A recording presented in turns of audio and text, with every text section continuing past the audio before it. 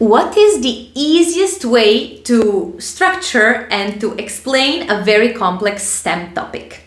This is a question that I get asked all the time, so I thought it is good video material. So I will make a video about this because it's also very, very important. And it's essentially a very, very important part of our careers because, of course, as I was explaining in many videos before, getting the job done and getting the technical part right is just one part of the job. It's just one part of the equation. The other part is actually making that job understandable to others so others can understand it, see it, and reward it, because it's very unlikely that someone will reward you with funding, with a grant, if they do not actually understand what is it that you do and why it matters.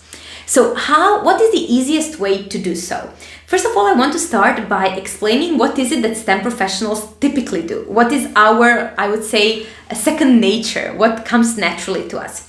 So when we have to explain our work, what we tend to do is to give more details. We tend to give more information of how something works, for example, how an algorithm works, go into the details of it, or go into the details of how we performed an experiment, what is exactly that we did, how we did it, and so on. However, we sometimes fail to realize that the people who are listening to us not only don't understand what we're talking about, but objectively, they could not care less. Like, they are there just to get what they're there for. Like, if they want to see how their problem gets solved, you have to give that to them. If they are there to learn something from you, you have to give that to them.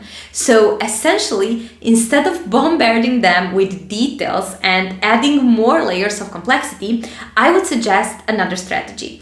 And that is before you do anything, just stop and think for a moment about the people who are listening to you or who are going to listen to you at the conference. What is it that they're interested in? Or maybe you are talking to some stakeholders, like what do they care about? In general, what people care about is time and money. Like and health, I would say. Those are the topics that you can always get to if you are not sure what people actually care about. I can guarantee they care about time, money, and health. This is 100%. How do we get there? So the skill here lies in connecting your work, your technical part, to what they care about. Like, this is the thing, like the catch-22. How do we get there? How do we make sure to get them there in a way that's easy for them to understand and in a way that makes sense to them, and not only makes sense to them, but also in a way that they are able to recognize the value of our work. So that's the skill. Here is the part that many STEM professionals fail how to do, and I really feel it's a pity because there is brilliant STEM work out there, brilliant professionals who just simply do not get the recognition they deserve because they do not know how to connect their work to the impact the people who are awarding you the grant, awarding you the funding, care about. So the thing here is to always, I would say, the most straightforward way is to think about what they care about and find a way to connect your topic to that. Of course, this isn't always easy, but I can guarantee it's always doable. And I would go even further and say it's not only doable, it's essential. Because if people do not care about what you're talking about, they're going to scroll, they're going to stop listening, and they are certainly not going to give you the money, the funding, the grant, or the promotion you're looking for. So it is your job, essentially, to find a way to make sure that your work matches what they care about. And of course, this isn't always easy, as I said, but it is a skill. It is a skill that requires practice, storytelling. Like, how do I make sure that this makes sense to others? And not only makes sense, but it's also interesting and provides an impact. It's something they care about, and so on. This is essentially a skill that requires practice, and unfortunately, as STEM professionals, we haven't been trained in that skill.